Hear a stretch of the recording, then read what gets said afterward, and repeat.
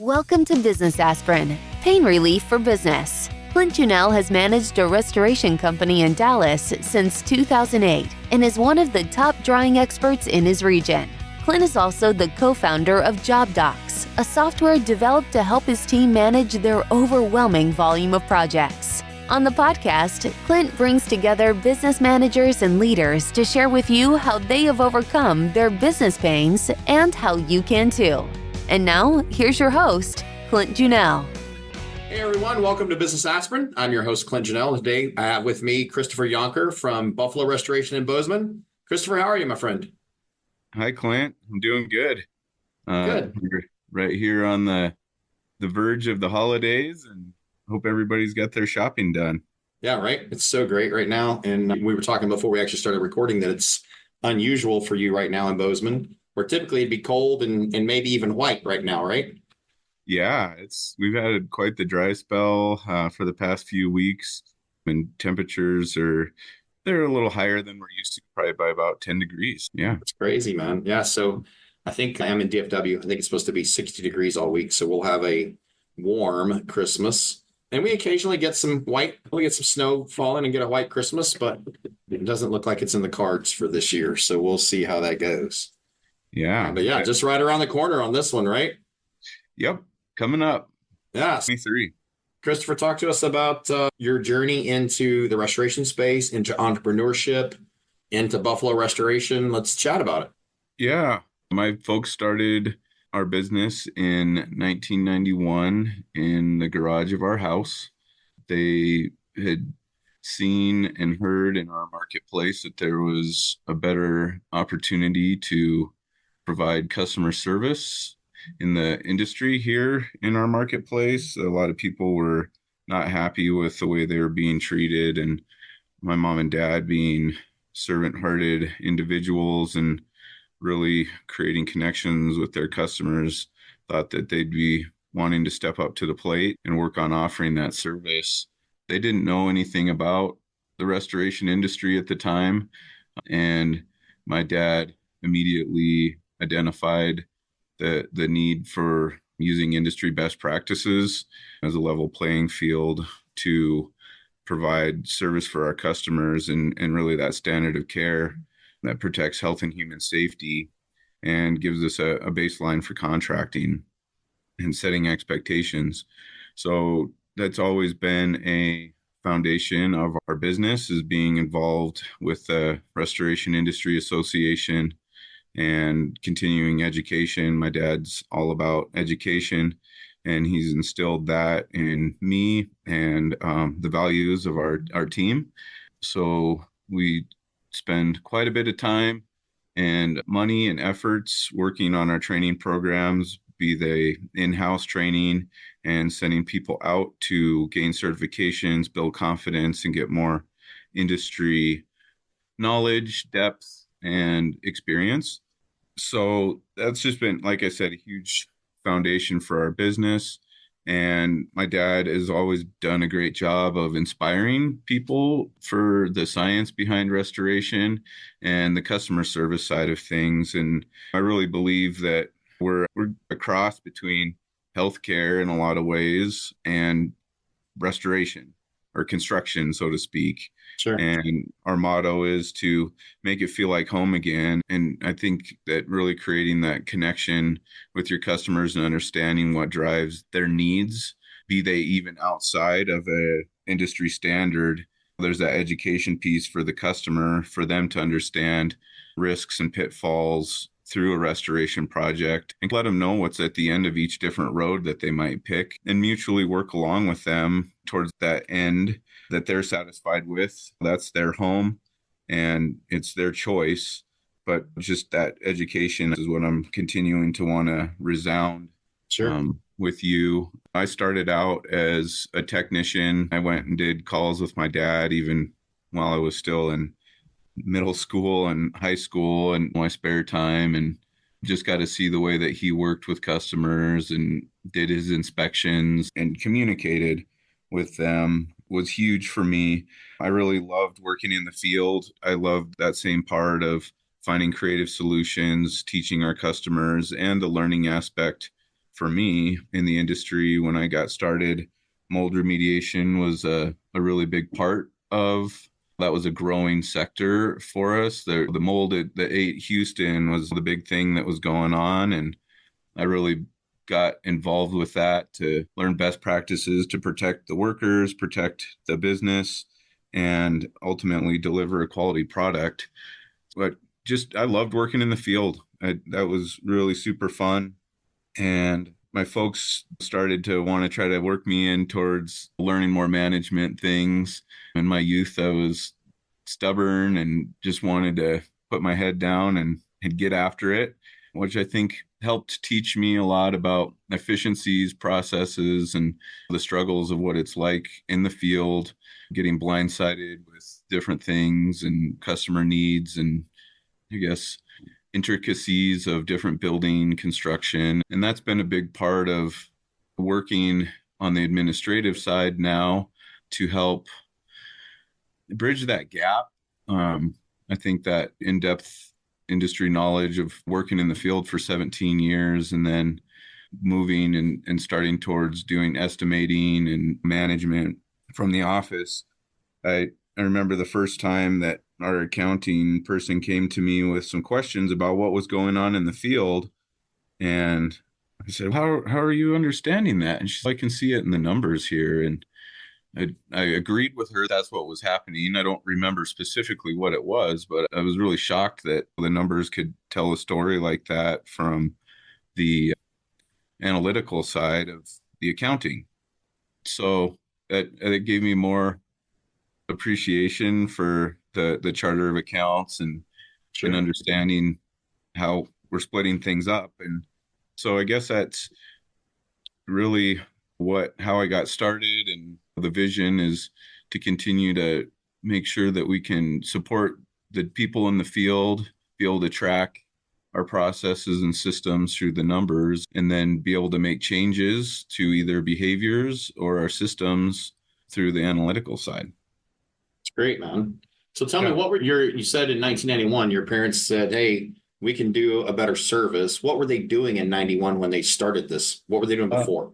Where'd they come from? They had a painting business. It was called Buffalo Painting. And Bozeman was growing at that time. There was a little bit of a boom, and they were out doing painting, interior and exterior painting services. Yep.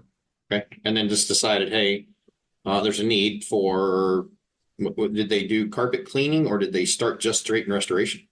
Yeah, we did carpet cleaning. That was part of it. And most guys in 90 were doing where they came from, right? It's like carpet cleaning, not spectacular drying processes at the time, right? Because the technology, we didn't understand the science as well as we do now.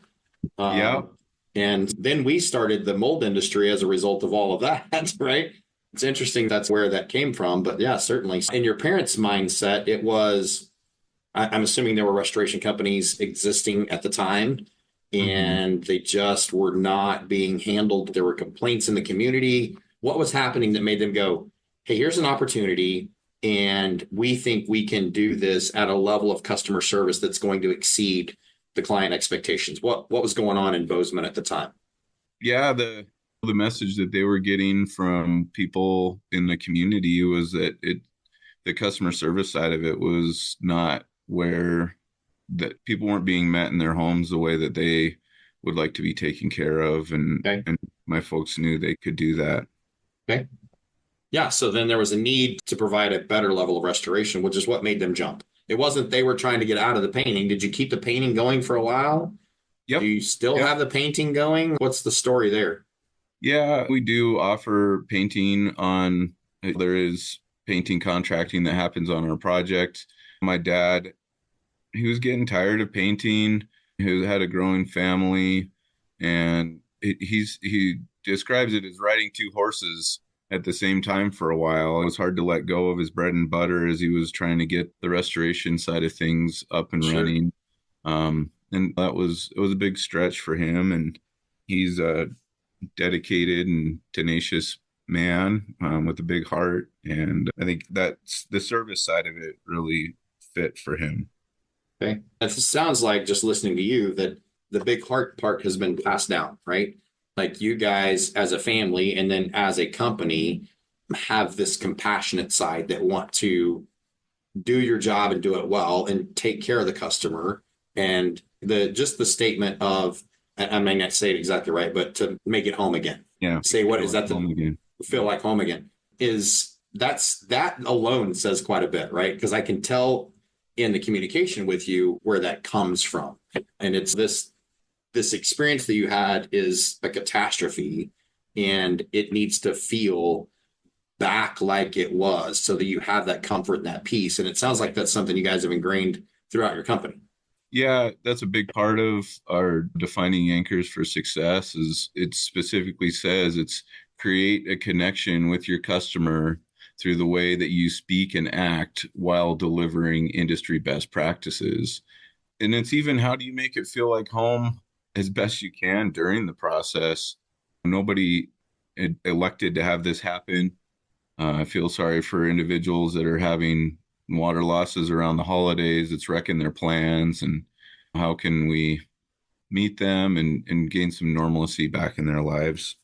Yeah, that's tough. And you mentioned that around the holidays. So I'm in DFW, and I think it was 2015, 2017, one of those years, we had tornadoes on Christmas Eve, and it just spun everything out of control. And Christmas presents are gone, and lives are disrupted and chaotic for a lot of people. And then this last Christmas, we had that polar vortex that covered 75% of the country. I'm sure you guys were hammered in all of that. We were hammered here. And so it's all plans are off. Things are different. We're navigating how we address that and how we care for customers. And that sometimes gets really difficult, especially in the chaos. How do you guys as a company maintain in your employees carrying that message forward and in your customers the idea of caring and compassion in the middle of the chaos? It all starts with the hiring process. I know that over the past years, I've heard every business owner pull out their violin and talk about how hard it is to find help. And I just really wanted to challenge our team around that we can't let our values slide. I would rather, I hate to say it, but I'd rather not take on a project that we can't do, even though we want to help people. But if we don't have it is all based on our team. If we don't have the people that fit our company culture of that care and compassion side, we can't continue. And we still, even through the pandemic and all of that, we're very scrupulous around hiring. We made sure we did in-person interviews. We weren't just hiring the next person that showed up that would show up to an interview. It increased the amount of time and effort we had to put into it and the places we had to go look for people. But just bottom line, it's who are you letting through the front door, even down to your entry level technicians, and how do we communicate with them the vision behind why we do what we do. It's what we do. Restoration is something that everybody always talks about, but it's the how and the why, I think, that really stands out. And how do we provide value and differentiate yourself in the marketplace? And I don't know of anybody that's created a particle accelerator or something that can make a job go faster. And it just really falls down to your systems and your processes, your communication, your contracting, and then the people that you have executing it on a day-to-day basis. And now everybody on our team is my customer. And how am I making sure that they're having a good day, that they're not pulling more hours than they can manage, that their home lives are still have some normalcy? I know that there's always the emergency on call side of things where we got to make sure we're scheduling and allocating our resources appropriately, because it's hard to have compassion when you've worked for 60-hour plus weeks in a row. And so it's just really about that stewardship of management and inspiring people, showing them the why, and instilling those values, that they're not just words on the wall. It's how do you make that part of your business process and make sure that everybody can see what that successfully looks like, and then train people through it when we miss the mark, which we do. Sometimes people have bad days. There could be a bad customer interaction, and how do we recover and use that as a teaching moment for everyone involved? Yeah, because things happen, right? Sometimes people don't feel good. They work 60-hour week, don't feel great today. Customer makes a weird comment and they don't respond as well as they potentially could or should. Mm-hmm. What kind of tips or tricks do you have in regard to maintaining that culture in your environment? Well, you're going to get what you tolerate. So I think it's around clear communication about what's expected. It's through good resource allocation, being able to pay attention to hours that are being worked, having your key performance indicators out there, soliciting independent customer feedback. We build into our company meetings shout outs that when customers call and praise our team members for those behaviors, those are positively reinforced. And then we do training around just people interaction with how do we stay out of conflict with customers. And really, that's not about always being a pushover yes man. Staying out of conflict is about having clear boundaries and expectations on what you will and will not tolerate from your customers and what you will and will not tolerate from your team members. We fired customers that treat our team like garbage. They work hard enough they don't need to be belittled or berated on a project just because somebody's having a bad day. And we just say, hey, that's not going to work for us. And if the customer can come back and apologize and admit that they were not behaving in a manner that's conducive to human relationships. Yeah, humanity. When the team sees that, they feel supported, and we have to do the same with our team members if they're doing that too. But yeah, the humanity part of it. I think that's important, right? Because especially for the guys that listen to this podcast to hear, because we have a tendency when we're early on, whether your father did this or not, it's when you're first trying to start a business and build a business, you want all the jobs that you can get because you think all jobs are good jobs. And it takes a little while to mature into the reality of not all jobs are good jobs. I would rather not have this job than have the headaches of this job, or I'd rather not have this job and then have to fight to get paid for this job later because somebody's going to complain about something when I've already done the work. And it takes quite a bit of maturity in the business side of things to be able to look at that and go, hey, I'm not going to let you treat our people this way. This is not how this is going to go. We'll move on down the road and do something different. Have you had any that you've allowed to come back as customers that apologize that turned out to still be a problem? There's been some individuals that have they continue the cycle. Again, I like to say, hey, we won't do that, or we don't accept that.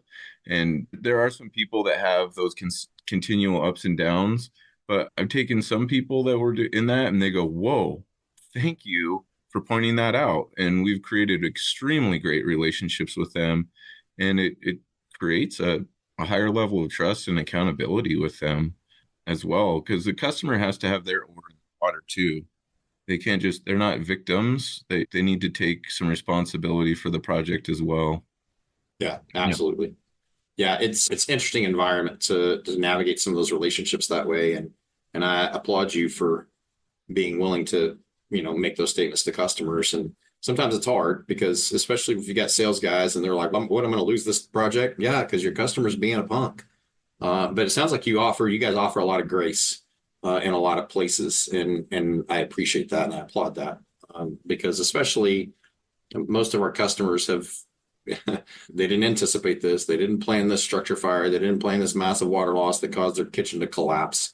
And so grace there helps move things a long way, but also setting that boundary and expectation to say, look, you can't just walk all over us. We're here to help you. And we're trying to make the most of all this, and we're going to do our jobs to do it. So let us do our jobs to do it. Let's get along in this environment. And I applaud that, man. Yeah, I learned that from my dad. Him working with me he did a good job of helping me along the way too, because I'm not perfect as a human being. And I've had my bad days, and he was steady Eddie and was a great mentor. Sometimes maybe I wish he would have had a little bit more of I think that can be a double-edged sword, but it's also been it's a fine line. It Uh, is. so, yeah. It is indeed a fine line because it can go either way. Fortunately, you grew in it instead of, and as a parent now, it's challenging to try to. So I have three. I Mhm. have a 15-year-old son that's a ice hockey player, and so he has some. That's a violent sport, right? Mhm. And your 15-year-old boy trying to grow into some things, and there's some challenges there. And then I have a daughter that'll be 12 on Friday, and then I have an 8-year-old boy. And trying to navigate the three of them and being hard and compassionate and offering grace and demanding discipline comes with some challenges. And I think you find that even in employment, right? Dealing with your employees, dealing with your family there, because they become part of your family too. I'm assuming you don't treat all your people the same way. Each one has a different, they have to be tended to differently. Yep, 100%. And we just have every team member has a weekly coaching call or a coaching appointment with their direct supervisor. And we go over strengths and weaknesses in their personality, work with conflict resolution. And it really is. It's taking individuals and growing them and teaching them how to work in the world. I'm not a doom and gloom kind of guy, but I think there's a lot of opportunities to coach people in how to be stewards of a community, whether that's the community inside the walls of your organization or just outside in your marketplace. I think there's just a lot of infighting in our social institutions and organizations right now. And how do we overcome that and take control of our destinies rather than just floating down the river? Sure. That's a good point, man. I like the idea of the weekly coaching call with each person, right? About how long do those last? Are those 10-minute calls, those hour-long calls? What happens there? Typically a half hour one-on-ones, or depending on the position. All my direct reports I spend an hour with each week. We go over KPIs, what's coming up for them, check in on their to-do lists, and what do we got to do to move the business forward as well, not just projects. So how do we work in the business, which is jobs, and on the business, which is our systems and processes, and reviewing what's working and what's not, and then identifying, is it a behavior issue or a system that's broken, and objectifying that and how we give feedback. I don't think the construction industry is a lot of shaming and belittling, and you can talk about a behavior. Here's my observation.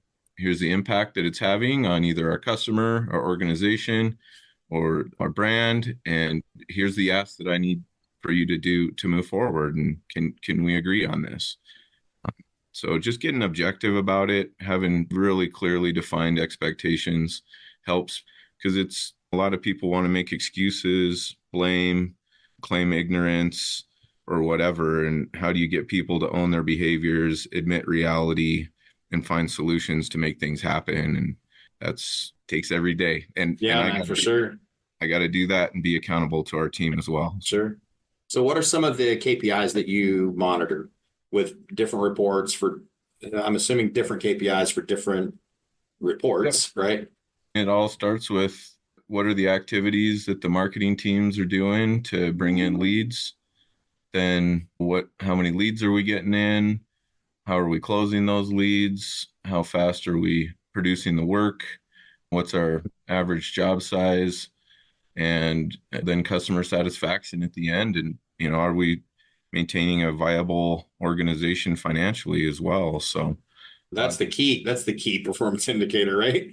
Is, are we going to be able to still be open? yeah, that's one of the legs of the stool. Is our team happy? Is our customers happy? And are we making money? And we got to focus on all three of those.